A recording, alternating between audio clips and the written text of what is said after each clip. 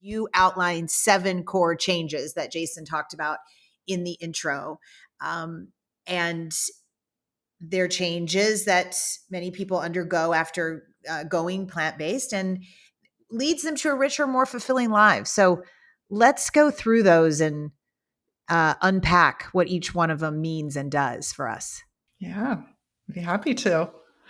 So, well, I'll start with the first one, which the foundational shift that the people I interviewed and surveyed vegans when I was doing the research for my book. And so it was about 350 that filled out a survey that was fairly, it was like a 10 question survey where they could both do check boxes as well as their own responses, written out responses, open ended. And then I went through 75 interviews in depth with, a select group of them. And so the core themes that came through, the top one was, I'm finally living aligned with my values, which on the surface, obviously we know that's a benefit of veganism, but at first it doesn't seem that exciting to live aligned with your values. I mean, we don't talk about it a lot in our culture, but that was the one that 85% of people said it was one of the biggest shifts for them, that I hadn't realized I was carrying this weight. I hadn't realized I was living in cognitive dissonance, but now that I'm eating aligned with my values of ethics for all sentient beings, I feel freer, I feel lighter, I feel more peaceful, I feel a weight is lifted off me. So that was the foundational shift that happened. Then the next most common was, deepening of compassion, which we're talking about now. There is something about going vegan, even for people who went vegan for health, where they reported an expansion of compassion and empathy for all beings. A few people, most people that I interviewed and talked to were ethical vegans, but there was a subset that had shifted initially for health reasons, and then over time came to that compassion for animals too, just simply because they weren't eating them. I think when we're not eating animals, for whatever reasons, ethical, environmental, or health, we can open up compassion because we don't have to defend ourselves anymore from that. We don't have to be blocked off. As long as I think I have to eat animals, well, I can't look at what's really happening to them. Now that I'm not and I'm thriving, well, I can open my compassion. So that expansion of compassion was, the next one. And then meaning and purpose. So many people I interviewed had turned their passion for veganism into some form of purpose. I mean, first of all, there was just a sense of meaning, simply that by what I eat, I can make such a difference for things I care about. That itself gave purpose and meaning. But a large number had created businesses or were doing coaching or writing blogs or doing protests, just all different ways of expressing their passion for veganism that was deeply fulfilling to them. So, as you guys are, as I have shifted. So that was a big one. Well, I was just thinking about the meaning and the purpose and the depth and the deepening of compassion, and and then there's so many more that you're going to go through with this, and how that changes your view of the world and your experience with yourself.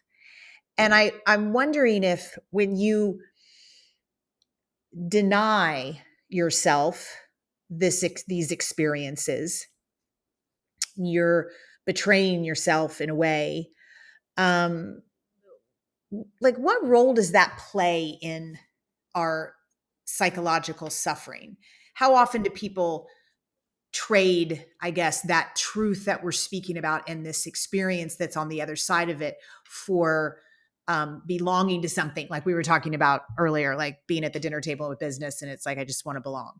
Yeah, I think that comes up a lot, even, if someone's not, even if we're not talking about veganism per se, just not being true to our values and not even maybe knowing our values, not taking the time to really explore what matters to me, what makes my world a better place, what do I care about that I deeply want to live by, what are my ethics.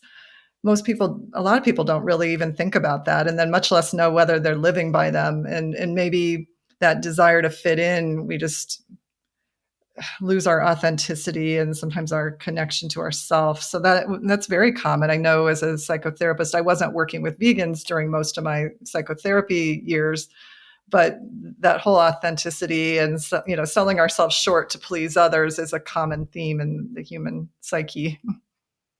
What's the next one?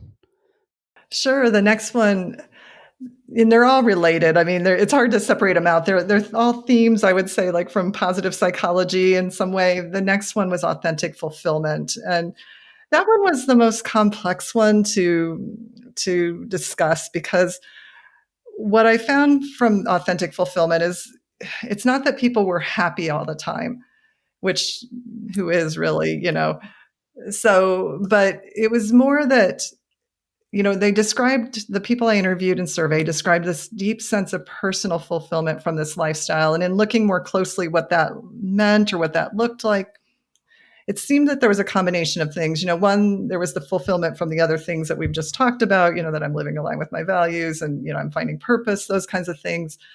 But also it was learning how to navigate the tough emotions, because when you become vegan and you look at what happens to animals, you're facing really tough things. There is emotional distress for most of us as we face that. And so I think the ones that I interviewed that were really thriving as vegans were learning how to navigate those feelings, to both find joy and that I'm doing what I can and making a difference through what I can do, even at the same time suffering is still happening. And so and being able to ride through or work through the emotions that would come up of, empathic distress, like we talked about earlier.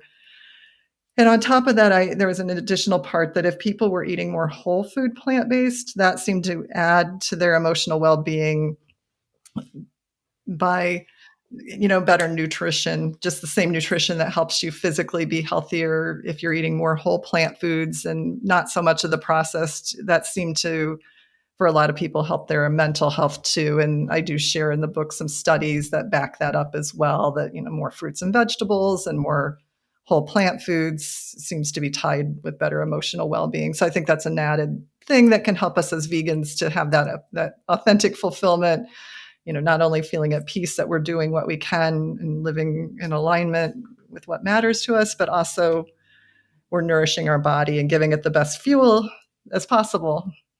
So there's really not a Venn diagram between Oreos and authentic fulfillment, is what you're saying? Yeah, probably not. Okay, good to know. Another vegan, right? Maybe one, but not on a regular basis. Yeah. Yeah.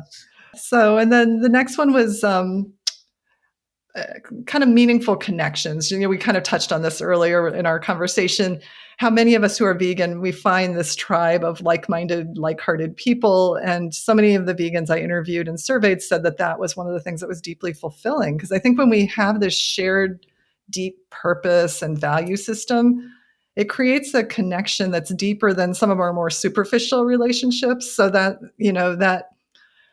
that authentic connection with others, that meaningful connection that we discover through daring to live by our values. When you're more committed to your values, then you meet other people that are committed. There's this more meaningful and deep connection that you can forge. And that is really fulfilling. And I do get into in that chapter about how important connection is, because they find actually in research that lack of social support or loneliness is as detrimental to our health as is, not smoking cigarettes, obesity, and certain other things like that. So it is important we have connections. And I also touch in there about, vegans also have to learn how to navigate differences with the non-vegans in their life, and how do they go about that, which can be obviously a challenging thing, which I do get to in the book too, of navigating those social challenges after I go through the positive changes. So I'll just touch on the last two really quickly. So health empowerment, a big one that you guys can resonate with.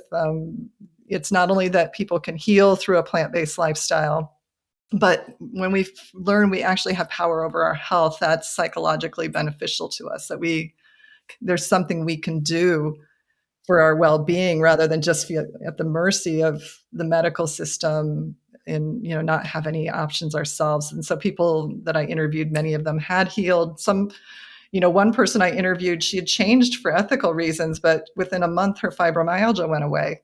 So that was an unexpected thing she hadn't really thought would happen, but it just did. And then last of all, the seventh one was spiritual changes. And for different people that differed. Some people didn't identify as spiritual, some did. But what came up was this sense of interconnectedness. Again, I think when you're not eating animals, you realize, many of us realize, we're connected to nature in a way that we might not have realized before. If you're eating animals, you might be blocked from realizing, like, I'm connected to all beings, I'm connected to nature, and how I treat them affects me, and vice versa.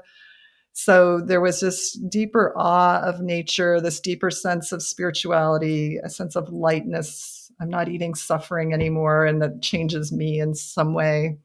Um, so those were, that one was maybe the one that surprised me the most, because I hadn't really asked about, oh, do you feel more interconnected? That just came up in a lot of people's responses of feeling this more unity and interconnectedness, and things that I'd heard spiritual people speak about, and here it was coming through, vegans just on their path discovering this.